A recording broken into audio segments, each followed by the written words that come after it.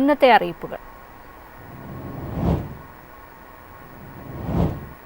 State bank of ഇന്ത്യയിൽ junior associate തസ്തികയിലെ ഒഴിവുകളിലേക്ക് നിയമനം. Online അപേക്ഷ സമർപ്പിക്കാനുള്ള അവസാന തീയതി ഓഗസ്റ്റ് 27.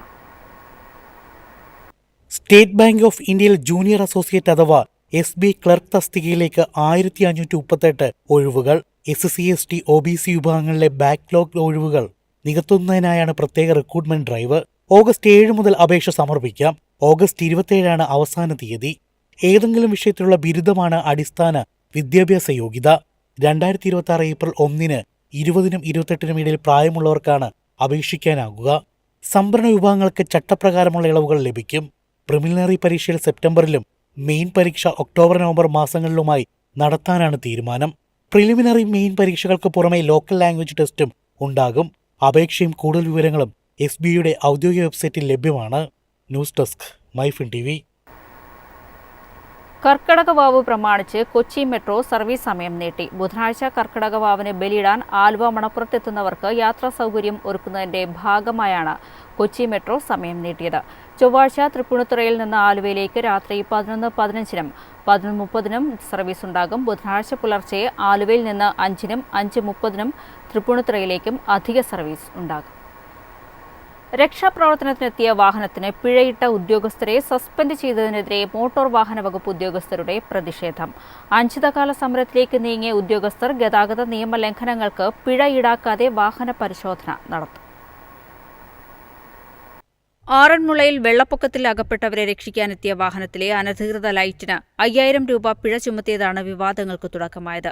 സംഭവത്തിൽ 2 മോട്ടോർ വാഹന വകുപ്പ് ഉദ്യോഗസ്ഥരെ ഗതാഗത മന്ത്രി സസ്പെൻഡ് ചെയ്തു. ഉദ്യോഗസ്ഥർ അമിതാധികാരം ഉപയോഗിച്ചെന്നാണ് മന്ത്രിയുടെ ആരോപണം. എന്നാൽ തങ്ങളുടെ ഭാഗത്ത് തെറ്റില്ലെന്നാണ് ഉദ്യോഗസ്ഥരുടെ വാദം. ഗതാഗത നിയമലംഘനമുള്ള എല്ലാ വാഹനങ്ങൾക്കും പിഴ ഈടാക്കണമെന്ന ഓഗസ്റ്റ് 4 സർക്കുലർ അനുസരിച്ചാണ് നടപടിയെന്നും ഉദ്യോഗസ്ഥർ പറയുന്നു.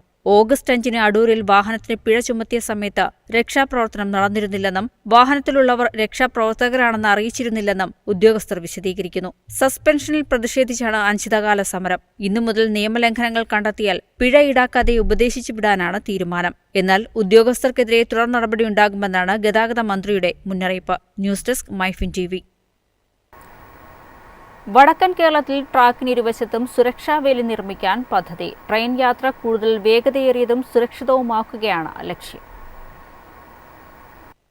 വടക്കൻ കേരളത്തിലെ 2 സ്ട്രെച്ചുകളിലായി 150 കിലോമീറ്റർ ദൂരം സുരക്ഷാവേലി നിർമ്മിക്കാനാണ് പദ്ധതി. ഇതോടെ വടക്കൻ കേരളത്തിലൂടെയുള്ള ട്രെയിൻ യാത്രകൾ കൂടുതൽ വേഗതയേറിയതും സുരക്ഷിതവുമാവും. പയ്യന്നൂർ താലൂക്കിൽ സ്ഥിതി ചെയ്യുന്ന പഴയങ്ങാടി, ബേക്കൽ ഫോർട്ട്, കൊയിലാണ്ടി, തലശ്ശേരി സെക്ഷനുകളിൽ ട്രാക്കിന് ഇരുവശത്തും സുരക്ഷാവേലി നിർമ്മിക്കാനാണ് പദ്ധതി. ട്രെയിനിന്റെ വേഗം വർദ്ധിപ്പിക്കുന്നതിന്റെ ഭാഗമായി ആദ്യം പഴയങ്ങാടി, ബേക്കൽ ഫോർട്ട് സെക്ഷനിലാണ് പണി തുടങ്ങുക.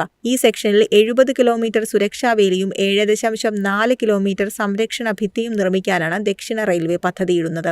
45.63 കോടിയാണ് ഇതിനായി ചെലവ് പ്രതീക്ഷിക്കുന്നത്. കൊയിലാണ്ടി, തലശ്ശേരി സെക്ഷനിൽ 80 കിലോമീറ്റർ സുരക്ഷാവേലിയും 0.7 കിലോമീറ്റർ സംരക്ഷണ ഭിത്തിയും നിർമ്മിക്കാനാണ് ആലോചന.